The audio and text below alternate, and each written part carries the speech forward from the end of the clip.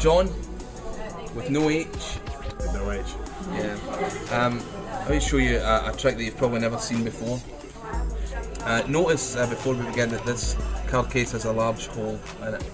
It's hard not to notice it. We may get to that later on if we need it.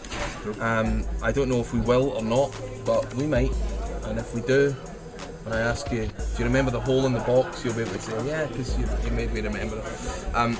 Take any card you like. It doesn't matter if I see it, but it should be a card that we can see clearly your signature on it. Sort of got one on there already. That's perfect. Alright, and very much like the way this is written across the middle of the card, nice and big, just sign your name.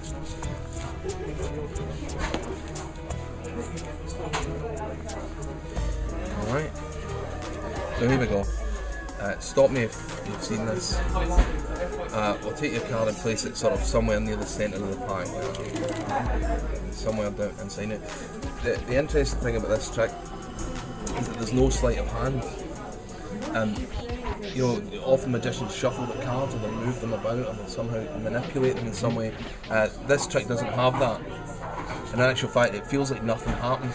Your card jumps back with no sleight of hand. I'll show you that again. Lift off half the pack for me, John.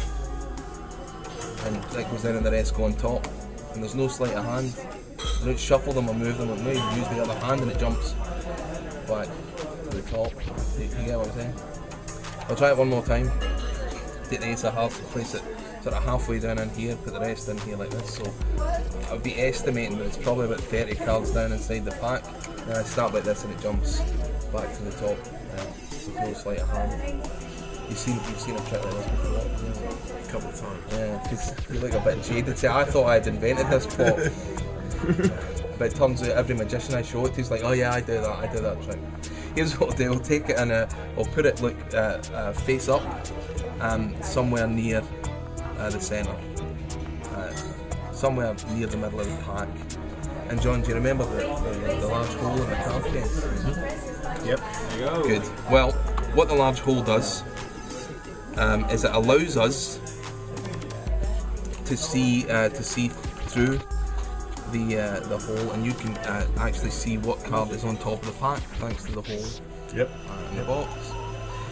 So with that in mind, and the card the wrong way round in the centre of the pack, we'll lock the box just like this. You can see it on all sides, all locked up, safe and secure inside. There like that. Somewhere in the middle is your card with your name on it. And remember I said no sleight of hand, right?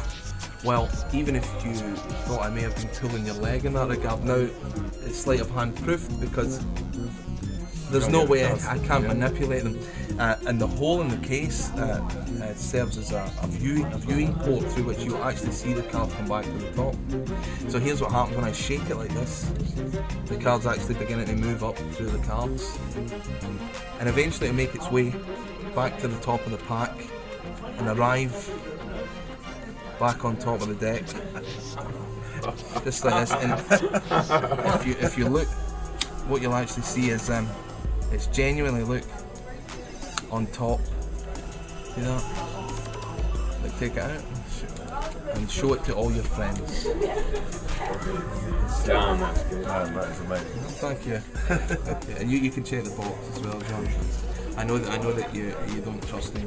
Of course, you can check the deck as well.